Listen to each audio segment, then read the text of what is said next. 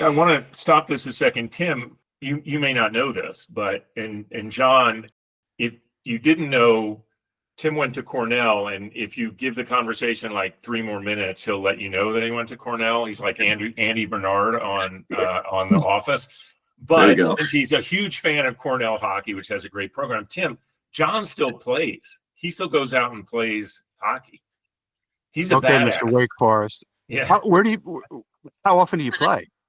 Well, I haven't played in a couple of months since I moved back up to Massachusetts, but we're playing every week down at Chelsea Pier in New York. I had to give up lacrosse about 10 years ago. I just couldn't do it anymore. Yeah, I got tired of turning off my alarm clock the morning after the game with my nose because nothing else moved.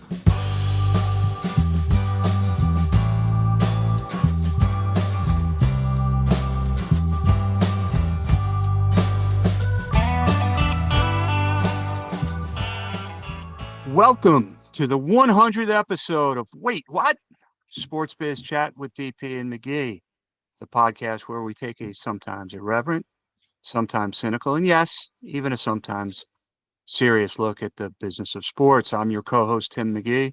And I'm David Parro. And by the way, that's maybe the ultimate Wait, What moment we've ever had on this show was 100th episode. My gosh. Happy anniversary, partner. They said it wouldn't last. And by they, I'm talking about we, you and I. Yeah, I think they still say that, which is fine. Yeah. We got to 100th episode. And I have checked the math. It's legit. Yeah, no, we have 100 real episodes. Yeah. Going back to our first guest, Gary Placino. And we're excited about the guests we're going to have today. And some great guests coming up in upcoming weeks. But what's on your mind right now? Well, listen, I do want to touch on that. First of all, 100 episodes. I'm very proud of that. I thank you for the partnership through this, and looking forward to the next 100. Did they say that? Yeah, I guess so. Why not? Let's say it. Yeah. Listen, we just finished off last week one of the, I think, coolest things to come along in a while, and that is the Four Nations Face-Off tournament. That was the in-season tournament, if you will, for the NHL this year, in partnership with the Players Association. And damn, did it capture some attention, right? I mean, the numbers were incredible. The focus on the sport of hockey, I think, in certainly in North America, and then on a global basis as well. And of course, the drama of a U.S.-Canada final. A lot of people kind of comparing it, because Canada, obviously, hockey is the national sport, to the legendary semifinal U.S.-Russia or U.S.-Soviet Union game in the Winter Olympics at Lake Placid. I'm not sure it was that. We're not really enemies, or maybe at least we weren't enemies with Canada. But it was unbelievably great drama, and the game came down in overtime to the best player in the game scoring the deciding goal. It just hats off to everyone involved in not only making this happen, and we're going to be talking about this as the show goes on, but I just thought it was amazing. Great theater all the way around, and just so excited for the NHL and for the players and for the fans. Well, I think we do a pretty good job of avoiding politics on this show, and I think we may be walking a tightrope right now without a net. But I'm not trying to be political, but much of the drama started at the game in Montreal, where the Canadian fans booed our national anthem, and I have to say that I understand where they were coming from. With that, and I discussed it with my class last night, and I had a student, a young man. I asked him what they thought about it, and and this young student, he was very nuanced. He said it showed a lack of respect, but it wasn't disrespectful. And I thought that was a really good way to put it, because I think they were trying. They had every reason to show their feelings for what has been going on. If somebody, the example I used is that if President Xi Jinping of China said that he wanted to make the United States a colony of China, And a month later, a Chinese team came over here to compete in an international sports competition. I don't think we as Americans would respond too favorably to those Chinese athletes, and it wouldn't necessarily be directed at the athletes or even the country itself. It would be directed at Xi. And I think their anger was directed at one person in particular. But I will say for what is, basically a friendly tournament, right? It was created specifically for this time to take the place of the NHL All-Star festivities. They dropped the gloves in 9 seconds. You're like, boy, howdy, this game is going to be serious. Yeah, that classic hockey. Okay, everyone step aside, including the refs, and we're going to have a fight. I always get a kick out of that. But the final game, the championship game, was one of the cleanest games you'll ever see. Part of me, and I don't disagree with anything you just said as it relates to what were they doing. To me, it just made it that much more fun. I think it did add to some of the drama. It made it weird. I'm not saying that the reasons for the booing weren't valid, because they clearly were, because there's just like weird, let's be honest, there's just weird stuff going on. And it like you said, it's not necessarily meant to be political, but it's just strange stuff going on, and then trying to make some of this stuff even more political, and press secretaries getting involved in it. I don't even want to go down that path. All I know is that it made that final game damn near must-watch television and not even having to be a hockey fan. And whether you're like a big USA chance or whatever, or just someone that says, well, this is going to be dramatic. And I think it was, and the players played hard. I think, and moving off of that, and going back to the business, this thing clearly is a big boost for the league. And I think the sport, and it exposed the sport in a very nice way. We know that the numbers were solid. We also, one of the interesting things that I saw was that they did something atypical in hockey. They extended the ad breaks in the periods, and then closed up the time between periods, which is because the in-game ads are more valuable. I thought that was fantastic. It didn't change the environment. And yeah, why not capitalize on something that's hot? So I think all those business things, and we're going to learn a little more about what this may mean for the future of the league and their special events and their all-star breaks and so forth coming up. Yeah, when you say it's must-watch TV, it was the highest ratings for any hockey game in the history of ESPN, 9.3 million viewers. I will tell you this, I am looking forward to the Olympic Games next winter in Milano Cortina. Yeah. The NHL players will be back for the first time since 2012, the Sochi Games. And then looking ahead 3 years from now, we have the World Cup of Hockey. And so that's a long time to sustain momentum. But if I'm Gary Bettman, or if I'm executives in the NHL, I am very happy with the direction the league is taking in terms of interest and viewership. And you've got some of the greatest, players. You've Connor McDavid scores the winning goal. You've got Sidney Crosby, who I still remember as a rookie. He's still a kid to me, who's now an elder statesman. When he actually was Sid the Kid, yeah. Yeah, and now you've got at the beginning of the year, somebody we both know, David Aberton, who's with CAA Hockey, who's represented Alexander Ovechkin for many, many years. We were talking before the season started, and he said if Alex stays healthy, he has a chance of breaking the record. Well, lo and behold, for one of the few times in his career, Alex missed a significant number of games with a broken bone in his leg, and is back, and now is 16 goals from tying the great one. And so there's a very good chance that he is going, if he stays healthy, of course, that he's going to break the record this season. So you've got that storyline.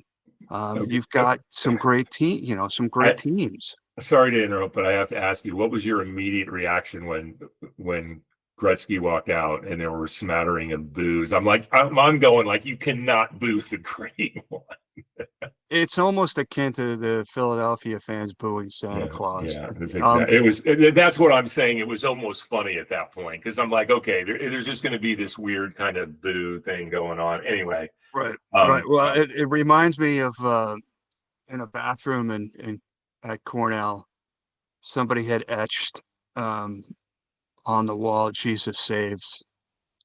And somebody, probably one of my Canadian friends, wrote underneath it, but Gretzky knocks in the rebound. Right. Yeah.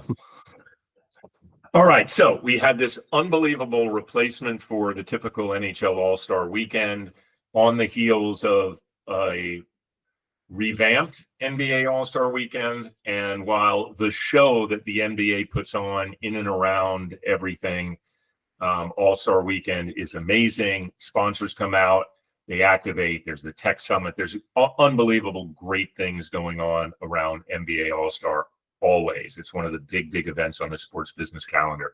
But they continue to have some issues, even though trying a new thing, which helped a little bit as far as this 14 competition.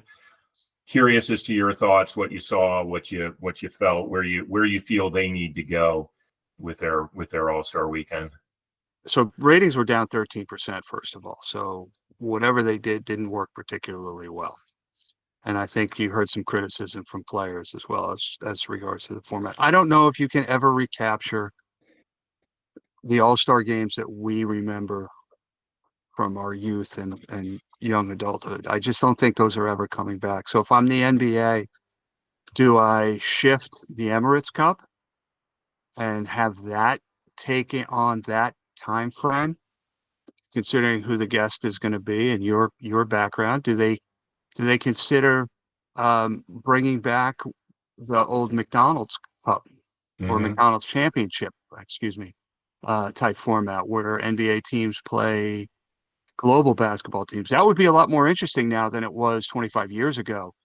You know, when I remember being over in Paris and watching, Michael Jordan and the Bulls just destroying teams like Olympiacos and PSG. It would be much different now, right? Because there's so many good basketball teams around the world right now who could theoretically compete with NBA All-Stars or NBA teams. Well, the Olympics proved that there is great competition because it really was a fantastic most recent summer games. Both men's and women's. Both men's and women. So there is some talk about is there an international flavor to this, which of course is what happened with the Four Nations face-off. MLS has been doing that for a while, dabbling in different approaches. It does need something, but the main thing, and again, we're not saying that Four Nations Cup or Four Nations face-off, was an all-star game, because it wasn't. It was nations competing, something on the line, and they played hard. The key to this has always been, are the players going to come out and play the game with something on the line, or showing that there's something on the line? Because that's clearly what drives interest in doing. The NFL finally, after years of accepting a silly number of viewers for a horrible game, even though it was dropping off, finally just changed the format altogether and basically called it in, cash in on the Pro Bowl. And Major League Baseball has generally been recognized as having the most legit all-star game, because the game is able to be played in almost the same way it normally is. And they still have the things like the home run derby in advance of that. So that is still heralded as, the primary one, the one that people still look to and say, this is a legit all-star game. But the NBA all-star game used to be that, like you just said. So they do need to figure that out if they want the weekend to continue, because as I open this thing, there are always very important things surrounding the All-Star game. Commissioner Silver's state of the league, the tech summit, big, strong sponsor activations, great opportunities for sponsors to get together, and for the fans that attend, a chance to see these stars close up. So I'm hoping they can figure it out. There's a lot of smart people there, man. Well, you said it wasn't an all-star game, but the nice thing about the Four Nations face-off was that the four countries did have the best players from the NHL on their team. So it was a de facto all-star competition, just because of the quality of the players that were there. So there's a saying in soccer, for club or country. And I think that, these fans, hockey fans, would love it. And does it become the Eight Nations face-off? Does it, do you invite other countries to participate? And if so, who are they? You know, with the geopolitical situation the way it is, obviously you would love to have Russia competing in that tournament. I don't know if that's feasible given, like I said, the current geopolitical situation. But a few years from now, hopefully that will be a possibility. Well, the interesting thing is that the on-site aspect of All-Star Weekend remains. It's a super expensive ticket. You know, people that go want to show up, and NBA has always had a little bit of that. It's a huge star scene all the way around, and the people that want to go to the event, that are willing to pay the money, you know, they want to see Steph, and they want to see LeBron, and they want to see Luka, etc. They want to see those stars, whether they are deserving of being on the All-Star. By the way, I'm not saying that any of those wouldn't have been, but so the competition aspect is it a reasonably good television product? Because it's right now it's just not. But it used to be, and maybe this is me romanticizing games from 10 or 15 years ago even, but there was something fun about a 140 to 131 game.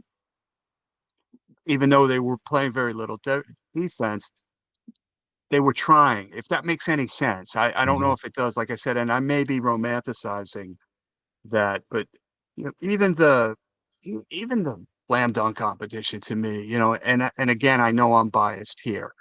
Mac McClung jumping over 𝘐𝘯𝘵, you know, my goodness, you know, you go back to 2011 when it was first done, and I think if you talk to people like me and Sean Morrissey and Owen Moran, who's now with Harris Blitzer, who was at Excel at the time representing Blake Griffin, we would all say, come on, guys, be a little bit more original. He did the same thing that Blake Griffin did, which to me says that maybe the slam dunk competition has run its course too. You got a guy who's played 2 games, I believe he played for the Magic this year in the NBA. And because he's a great dunker, and I don't get me wrong, Max McClung is a great dunker. But come on, that's the guy you got representing your league? Not only that, he goes in as the odds-on favorite, a 3-time winner now. Listen, he's pretty spectacular. I mean, he's pretty spectacular at dunking, but you're right, the big names. I mean, Michael used to do it. I mean, Dr. J did it. Now, Michael, I think, opted out later, right? Yeah. Right. I think, and then it became almost a rite of passage. You did it once as a rookie, and then you were done, like Blake Griffin did, like Kobe did. Okay. But you know who, Max McClung, to me, he's if you ever watch the long drive competition, these guys can smoke the ball 350 yards, right? But they'll 5-putt. They're not all-around golfers. He's not an all-around basketball player. Yeah, I mean, he's had a contract. He's played some, so he's a way better baller than I am. So he can play, and he loves the game, and I love that. And I'm not saying he doesn't deserve to be there. Well, I will tell you this, going back to the time when Blake Griffin did it, he could have jumped from the back of the car over the front of the car. There were safety concerns, but he had that kind of hops at that point. Yeah. Okay, I have an important question to ask you as someone that has met the great Caitlin Clark, and now that we're talking All-Star game, did you like her decision to opt out of doing anything at NBA All-Star game and wanting her first big thing like that to be at a WNBA event, or did you think it was cool? My problem is not with Caitlin Clark. My problem was with the NBA being so dependent upon that, and sort of the air being deflated out of the balloon when it was announced that she wasn't going to participate. There was Pretty interesting, palpable disappointment across fans and media. I'm sure the league was somewhat disappointed, but the fact that, and I'm not saying that the league came out and said this was, we have to have Caitlin Clark, but there was sort of this feeling like, oh man, she's not doing it. It's going to stink. Having said that, I really did like last year, Sabrina Ionescu against Steph Curry. I mean, she can flat out shoot the basketball as can he.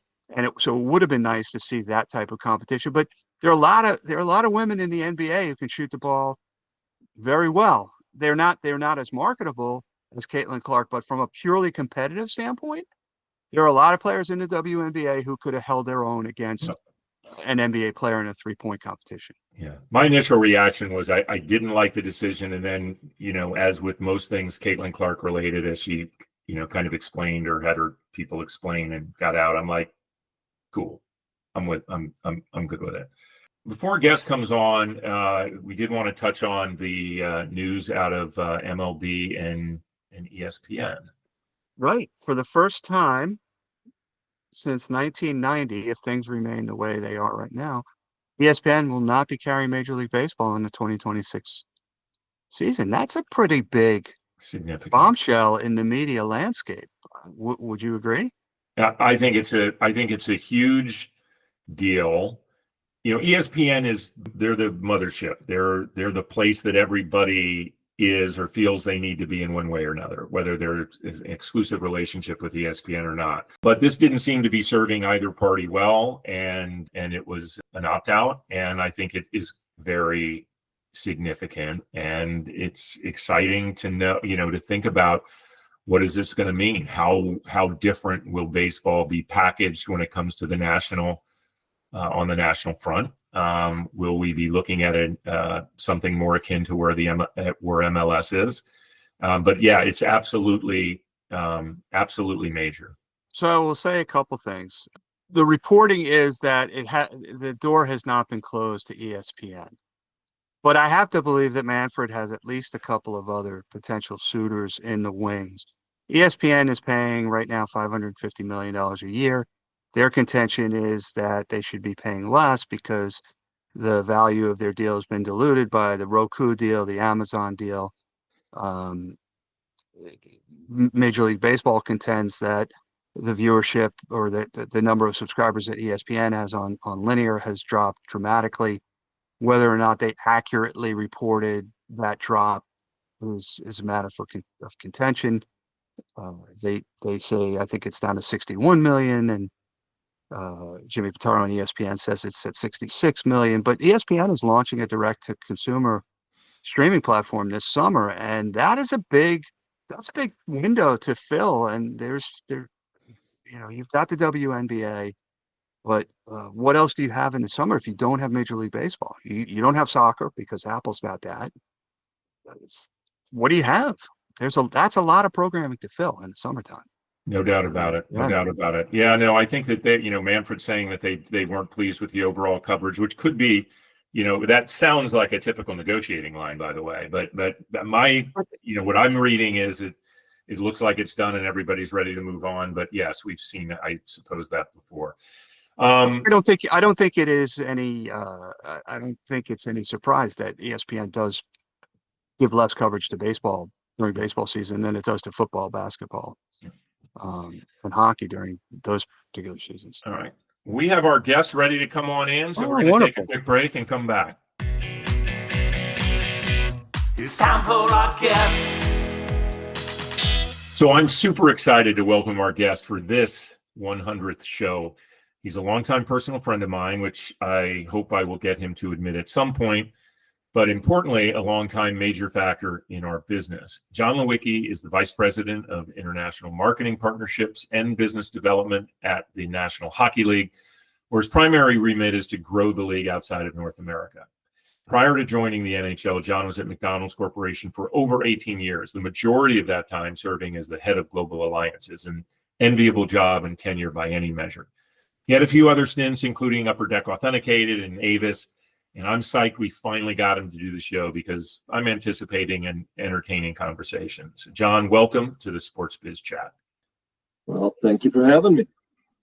Pleasure to finally catch up. Yes. So we're going to jump right in. On Thursday night, we saw the conclusion of the Four Nations face-off, which by any measure was a massive success for the NHL and, of course, for the Players Association as well.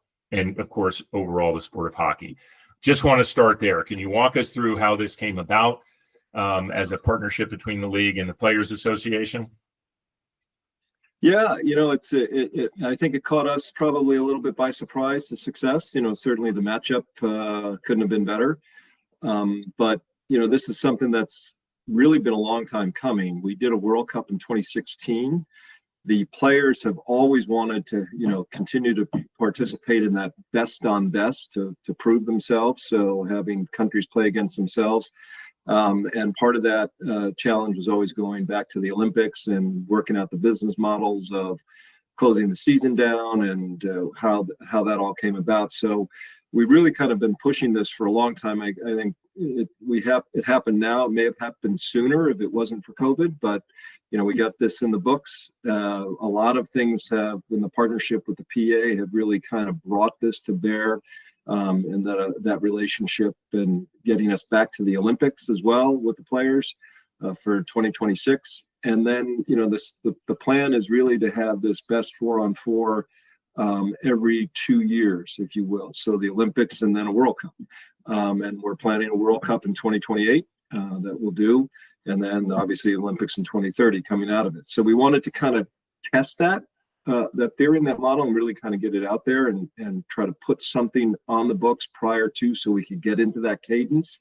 That's why the shortened the number of teams and the shortened window, but trying to put it in and understanding our season, because the difficulty is if we can't extend our season and we can't shorten, or lengthen it. So we can't start early, can't end late.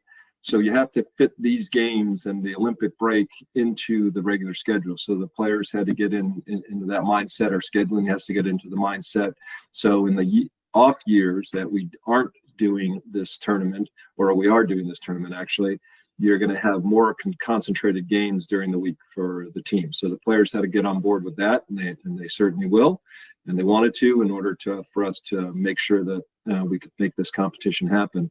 And I think certainly this first go round, to your point, I think we were caught off by a little bit of the success of it, but we're excited and actually energized now for the Olympics and then for 2028. And hopefully in 2028, we'll do a little bit broader platform with more teams, and we'll probably have an international group stage somewhere in Europe, and then a North American group stage like we did here, and then where the finals and the semis are yet to be determined.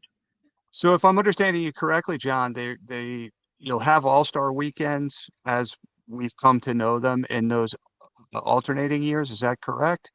Yeah, that's still on tap, Tim. It'll really be, so we'll have the Olympics, and that'll kind of circumvent. We might even have an all-star game during the Olympic year, not sure, but during the World Cup year, this would more or less replace the all-star game. That's the intent now, but then in the years between it, there would still be an all-star game or some iteration, some kind of special event. Right, and you'll figure out, because a lot of leagues are trying to figure out how to make an all-star weekend still relevant. And yeah, but I think you guys were the first to really look at it with fresh eyes, and whether it was the skills competition or the 3-on-3 version and so forth, I thought it was great. So Four Nations face-off, as we see it, will sort of morph into the World Cup. Yes. Okay. We want to make it primarily an NHL-driven event, so it'll be really functionally probably 8 teams, maybe 10, as we build it out. But right now, looking at it'll be more than 4 for sure. So, John, I'm going to kind of go on, because you have so many things going on internationally. As you look to build what you're doing around the world for something like Four Nations Face-Off or World Cup, what's the approach to going out and talking to partners, getting promoters involved, and do things like Four Nations Face-Off just make that, is your entree into those partners and promoters outside of North America just made a lot easier with this type of success? Yeah, certainly it has. We've had a lot of conversation, a lot of chatter. We heard from our broadcast partners as well as, NHL partners over in Europe who weren't participating in Four Nations of the success, and they probably missed an opportunity. I think the aspect of what we do, if you look at the league, 30+% of our players come from Europe. So we've been doing international games for a number of years, since 2017 on a regular schedule. We go back there, and a lot of it's driven by the players and where they come from and the following that they have in their home countries. So we do a kind of a dual fold. We want to bring the players back who are from there and have them showcase their countries to their teammates on the NHL team, as well as strengthen the NHL brand and build up the NHL brand. So hockey, we've been kind of focused on hockey-centric markets, and we're looking to expand that as we build out. And as we go over to Europe and start to, really create the business in a more holistic way, we are a sport that we don't want to compete with the other leagues. We want to enhance the other leagues, and we want to really build the sport of hockey across the world. So, how we do that and where we do that, and getting partners on board, doing these type of events, doing these tentpole events, even the Winter Classic and the Stadium Series coming up this weekend, tentpole events that have huge viewership over there, creating opportunities, whether it's grassroots, the games themselves, broadcast components, watch parties, all sorts of things that we do overseas because of the time frame, the time difference. We create those unique opportunities for our partners over there, and continue to do that. And we've got, I think the sky's the limit, quite honestly, as to where we can go across Europe in particular. We were talking earlier before you came on, John. This was the biggest game viewership-wise in a hockey game in the history of ESPN. So clearly a great ratings boost for the broadcaster as well as for the league. How do you guys hope to maintain that momentum coming out of the Four Nations face-off? Your outdoor games, you've got some historic chase with Alex going after the Great Ones record, some great storylines from the teams. What do you plan to help build on this momentum? Well, I think that it's a good point, Tim, and I think we were excited about those ratings. And ratings are ratings. We all look at them. We all try to figure out different ways to create viewership and drive viewership. I think the NHL has done a tremendous job in creating technology that draws viewers in, with our PPT and our player tracking and different aspects that we can deliver on and show the novice, different things that are happening, how fast players are skating, how far the puck's going, how far they're traveling, basic stuff, but originally created for the broadcaster to enhance the game. And I think our new broadcasters with ESPN and Turner are doing a great job. They're excited about it. They're taking a fresh perspective of it.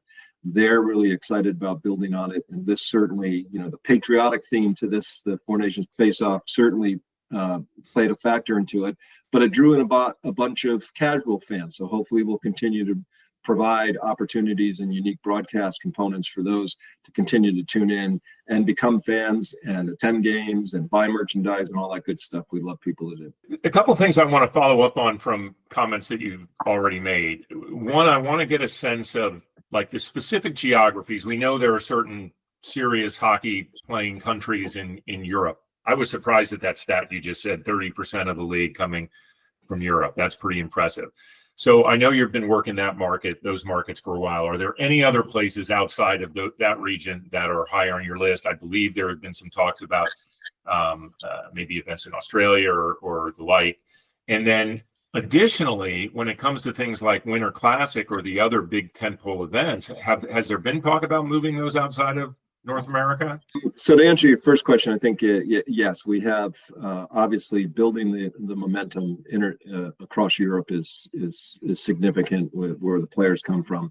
We did play games, exhibition games with the Kings and the Coyotes down in Australia last year, which was a huge success, and Australians loved the game. And there's an appetite for U.S. sports down there and just sports in general. So we're continuing to evolve that market. They have a little bit of a time window that we can work with from a broadcast standpoint and build on that. And even China has come back on the table. We played games there several years ago, and we're planning. I mean, part of the whole build on China was because the host of the Winter Olympics and earlier the aughts, but they obviously COVID impacted that, and that kind of derailed things a little bit, but that's picking up. And as we look at to the point of our tentpole events, we certainly will look at the opportunity to create tentpole events outside of the United States. We won't replace a Winter Classic in Europe or a Stadium Series in Europe, but we'll look to augment with potential tentpole events and outdoor games, possibly in Europe and elsewhere. Hey, I want to stop this a second. Tim, you may not know this, but and John, if you didn't know Tim went to Cornell, and if you give the conversation like 3 more minutes, he'll let you know that he went to Cornell. He's like Andy Bernard on The Office. But since he's a huge fan of Cornell hockey, which has a great program, Tim, John still plays. He still goes out and plays hockey.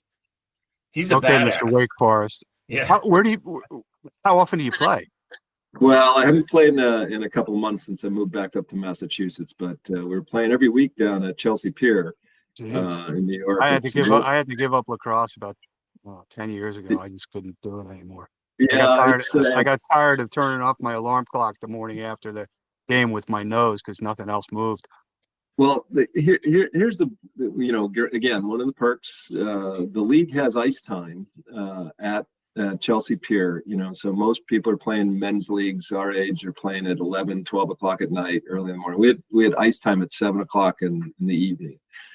It's reasonable. And then, there are a lot of guys and gals, both who play at the league, and they're good. They're a lot better than I am. They're a lot younger than I am. So I was fortunate that, most of the time I just, we wore either a dark jersey or white jersey, but most of the time I wore an orange jersey because I was the cone in the middle of the ice as they passed by me. But, it was a lot of people, a lot of talent there at the league level, even office level, to play a good pickup game. So the first friend that I made in the industry is Mike Callanan, who I think up until recently was playing in _Ps. Yep. Mike's still pretty good, organizes isn't he? it. Yeah, he still organizes it on a weekly basis. He's shown up once in the last since I've been at the league, but he's got some coaching duties that take and other things that take his time. Oh, that's BS. I think his youngest is out of high school already now, or if not, she's a senior. So. Well, I gave up golf because it was too strenuous at my age. So it's all good. Yeah. As I like to say, the only exercise I get at this point is jumping to conclusions. I could tell you a story about that. A great quote from somebody who, when I was at McDonald's, they asked the CEO at the time, or not CEO, sorry, CMO at the time, who they asked him what he did for exercise. As the company was getting caught up in that space, and he just looked at him. Well, every now and then I walk upstairs to the restaurant for lunch, but I have been known to jump to conclusions a lot. So, should we get back on track, David? Yes. Yeah. Okay. Because we could go off the road.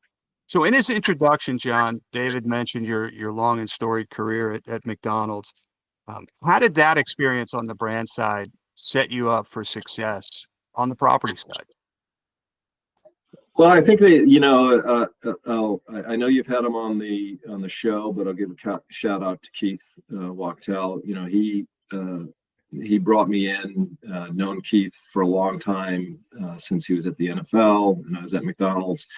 And he really just understood that I had a little bit more experience on the international side and dealing with partners, and he was looking for that experience as a biz dev guy and driving that business to understand the corporate side and the client side. So, we asked if I'd be interested in coming on to do that, particularly in the international market, to help with the understanding of what a client looks, because the success rate in international was limited to some degree. And part of it was just because we didn't understand the marketplace and how it works. So, that's one of the things I've been able to do is come in and right size it, if you will, make it a little bit more strategic. We've got a lot of people who are working on the organization on different strategies and different things, but understanding the corporate mentality and how corporations buy and why they buy has helped us, to start develop that success. Now, a lot of it has to do with what are the assets that you're providing. And over the course of the time that I've been there, we've created more and more assets. We have a platform that is truly a scheduling platform within the league to make sure we have games at noon Eastern time on Saturdays and Sundays. And so we have a prime time game in Europe for those games. And that's a calculated and direct response to that, and creating that asset, creating different opportunities for how we cut highlights. DED, although it was really built as a business development opportunity here in the US, and Keith drove that. You know, we picked it up from the international standpoint because now we could create a unique feed just for that market. It wasn't just, you know, it's not just going to get anything. We were able to create the technology that was enabled us to have each broadcaster in each country have their own technology. And that was one of the successes. Talked about ratings. One of the successes out of Four Nations was Finland, and our broadcaster for the games for Four Nations. It was the highest. It was again the highest viewed hockey game in history in Finland, and just barely second to the highest viewed sporting event in Finland in their history. So, and we're getting similar numbers out of Sweden, but we could create a screen that was unique and targeted just for that broadcaster, and we can do that around Europe. So that's enabled us to go and talk to people in a different way, because it's not just building into a platform. We create it, we control it, so they show up in the broadcasts, in the games, in their particular market. So it's become very relevant for them. So grassroots programs, developing those. Hockey days, we're actually doing a hockey day this coming weekend in Finland. We'll do another one at the end of the month in Sweden. We did one in Czech in the first part of January, and that's really creating those unique platforms that, again, not necessarily about the NHL, but about hockey. We use the NHL as a platform. In Czech, I was over there for Hockey Day.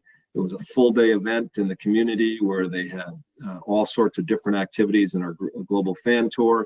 We were at a hockey rink. We had a youth tournament.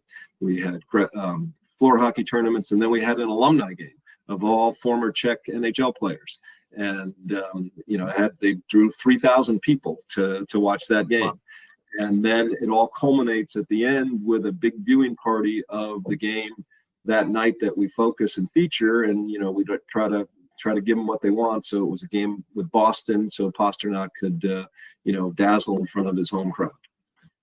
Yeah, this is all such great stuff. And John, I don't know if you ever went back or listened to the episode. Keith was and I'm not just saying this, he was a really great guest. Oh my goodness, yeah. And he talked about so many things that have come to pass, including some of the things that you just mentioned.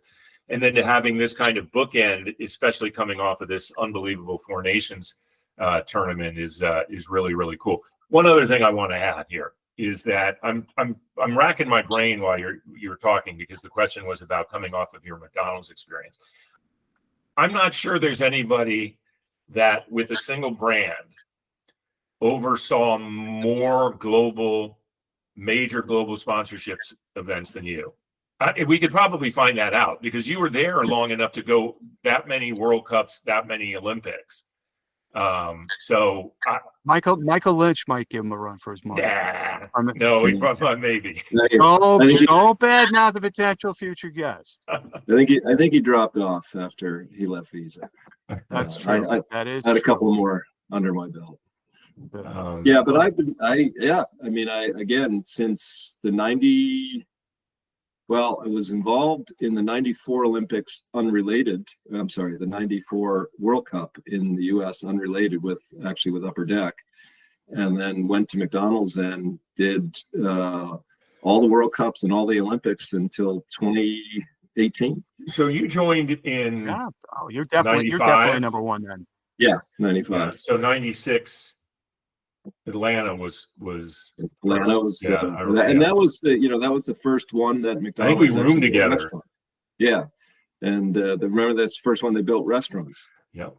In the village. And fascinating. Well, as we said in the intro, I mean, obviously an amazing career, and just very exciting to see what you're doing on the NHL side. Now, before any of our guests get to leave, we force them to answer two questions.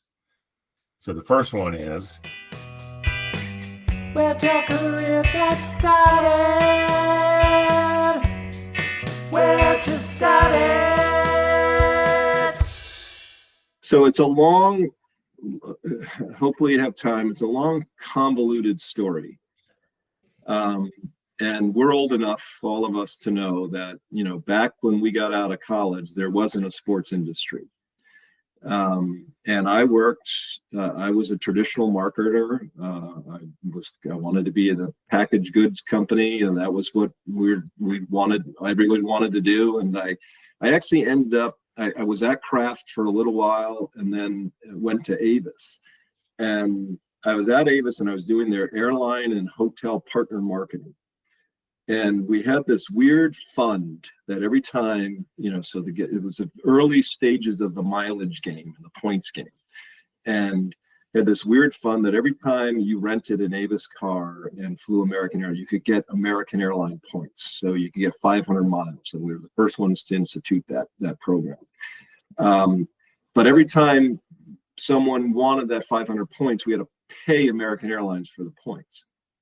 So we did this half hard dollars, half soft dollars.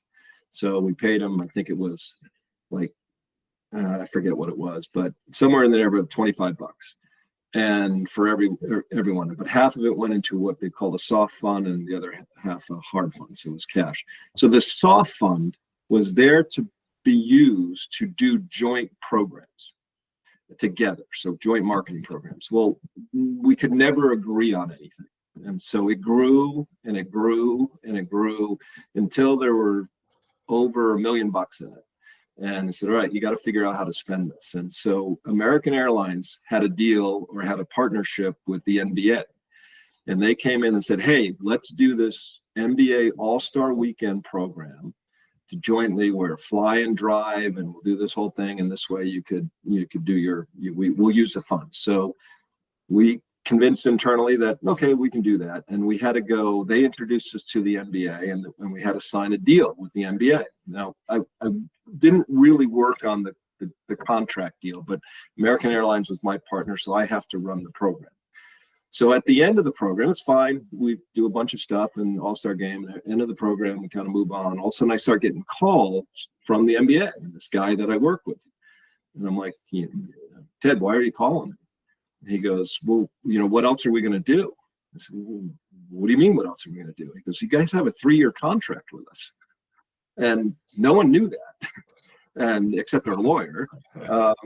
And so now he's saying, well, so how are we going to activate? So I don't literally want nothing to do with it. And I go to my boss at the time, or manager, and I said, hey, what are we supposed to do with this? They said, well, it's your program, you manage it. I said, well, I don't want it. He goes, well, you have to. So you're stuck with it. So I had that literally in 1988. That's how I got involved with sports, by doing a program that was kind of handed to me with the NBA.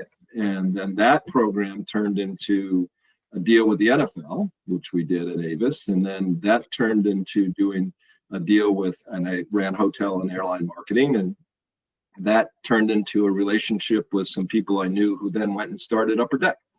And so then they brought me to Upper Deck, and that's kind of where it went from. We've heard some circuitous stories. That's one of the best. You were at Upper Deck when I first met you, of course. Exactly. Which certainly goes back a ways. All right. So the last question then is, one piece of advice that you'd give somebody looking to break into the business now. So it's going to sound kind of, I don't know, maybe dickish, but don't be a super fan. Wait, what? I mean,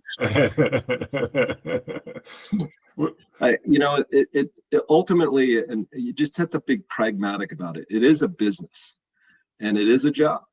And so, so many people go down, oh, I'm so passionate about sports. I love sports. You're going to be disappointed if you're a passionate fan, because I don't know how you guys are. I'm not necessarily a fan of sports anymore. It's been a job for more than 30 plus years, and I've seen all sides of it. So all dealing with it, everything from ownership to leagues to teams to players. So it can ruin your fandom if you look at it as a job, and that's what it is. It is a job, and people come to the leagues. Oh, I'm going to go to all the hockey games. I'm going to go to all the football games. You don't. So it is a bit, and it's a good business. And I used to use this analogy when I would speak at colleges or whatever.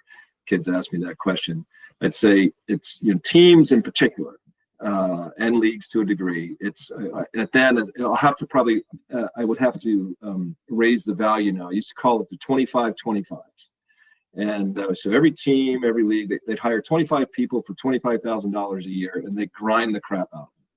And then after a year, 10 would be gone. And they'd be gone because they didn't like the hours, they didn't like the pay, whatever. And then after another year, another 10 would be gone. And then you get down to the point where you got 2, 3, 4, 5 people who stick it out and make a career of it and do a good job of a career. But it's not, and I have family members who've gone through that. And they, you go through it and they say, I can't work these hours anymore. I don't want to do it. And David, this, and Tim, we've been to those events, and the amount of hours you're putting in and the stuff you have to do, it's not glamorous. So but you stick it out, you can be rewarded, and you can make a career out of it, and it can be a good career. But it's not necessarily just, you can't go into it with the eyes, say, I'm a huge sport fan, so I'll love it. I don't know if that's oh, that's great advice. Right. I used to tell kids, or I tell kids when they say they want to get into it because they love sports, I said, then go to work for my clients, because they're the ones who get to enjoy the games. Exactly. For sure. Hey, stop bashing client side. I've been there. We've all been there. Yeah. Yes, we are. No, I do think that's good. And we do talk about that a fair amount. The idea that you can't go in with the thing. I'm here, I'm interviewing, I'm interested just because I love it, because you're right, it is a business.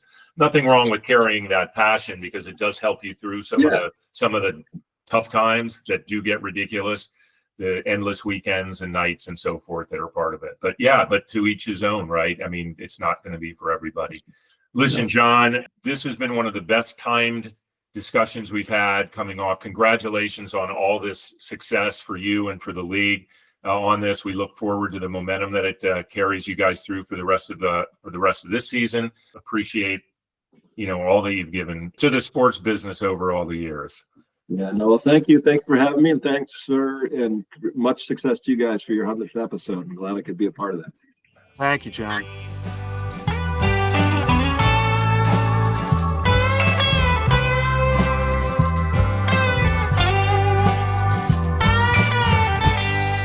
So, Tim, so psyched that we finally got John to do the show. I've been talking to him about doing it for a while, and coming off of this very successful Four Nations face-off, it was perfect timing to have him on, given the role that he plays at the league. So thank you, John Lewicki, for joining the show. So we are at that point where, instead of looking backwards, we look forward to, get a sense of what we might be excited about coming up over the weekend or the following week. So I'm going to throw it over to you, Tim. What do you have your eye on? So a couple things I want to bring up, not necessarily looking forward, but interesting news out of Yankees camp this past week. After over 50 years of not allowing facial hair or long hair, the New York Yankees as an organization decided to loosen those rules, allowing players to let their freak flag fly, if we want to go back to a David Crosby reference from the late 60s, early 70s. So Hal Steinbrenner, welcome to the 21st century. Yep. Although at the same time, they announced that they will continue to play Frank Sinatra's New York, New York at the end of games. So they are keeping one foot firmly in 20th century as well. So that's one thing. The other thing is more serious. We had talked at the beginning of the year about our predictions. One of mine was that there was going to be a betting scandal of major importance. This one admittedly does not rise to that level, but we have another situation with Fresno State men's basketball. 2 players have been dismissed from the team for betting prop bets on their own team and games. And so this is something that we will continue to watch. And I think it is another proof point that there is inherent danger in gambling, even when it's legalized. So here's how I'm going to rule on this prediction, by the way, because you've now raised 3 separate semi-scandals or minor-ish scandals that you've admitted might not rise to the level that you were considering when you made that prediction. But I'm going to give you something on that, because there's now 3 that I said that we're inching toward that acceptance of that as an achieved and proper prediction. Because I think what we're seeing is people are tuned into this now, Maybe we're seeing reporting on it earlier because of that. I don't know, but there are legitimate issues with all three of the ones that you've raised, and therefore I'd say we're in the ballpark now. I still think you're right, though. I still think there's something that out there that's probably going to be much more significant, where it's going to be obvious and we're going to know it. Like, okay, that's the one. That's the scandal. Right. I think we'll know it when we see it, but thank you for giving me that leeway, because at some point, these incidents, when taken in totality, could rise to the level of a scandal. At what point does it get the attention of the people it needs to? So, like what I about said, yourself? I'm all teed up for the scandal or no scandal segment, and there are other things that just beyond betting that I think we can call scandals. I don't have that much. I'm in Chicago right now, spending some time with family and getting, reset with some great Chicago connections from my years here. So enjoying spending time with my kids and my grandkids for sure. F1 is back on track this week with the formal testing in Bahrain. So I'm pretty excited about that over the next few days, with all the cars actually taking to the track to see what they've had in advance of the first Grand Prix of the season, which will take place in Australia this year. Back to the point that John Lewicki mentioned, being in Australia and playing those games. Australia, one of the great, in Melbourne in particular, I'd say, one of the great sports cities in all of the world.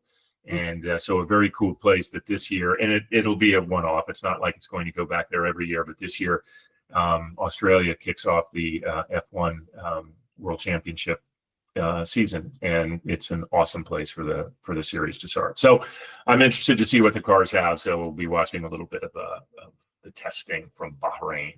So with that, I think we'll close the show. Tim, again, congratulations, 100th episode. I think this was a great one. Fun to have a guest of like John on for our 100th show. And listen, everyone out there, thank you all for listening, for even giving us the enthusiasm and the inspiration to get to this milestone. So thank you all for that. Thank you for listening regularly. Thank you for sharing us. Thank you for giving us your input, whether it be in emails or on our social media. We really do appreciate it. So keep passing the word along. We'll keep doing what we do. So until next week, I think we're going to be back next week with another guest. I'm DP, he's McGhee, and we will talk soon.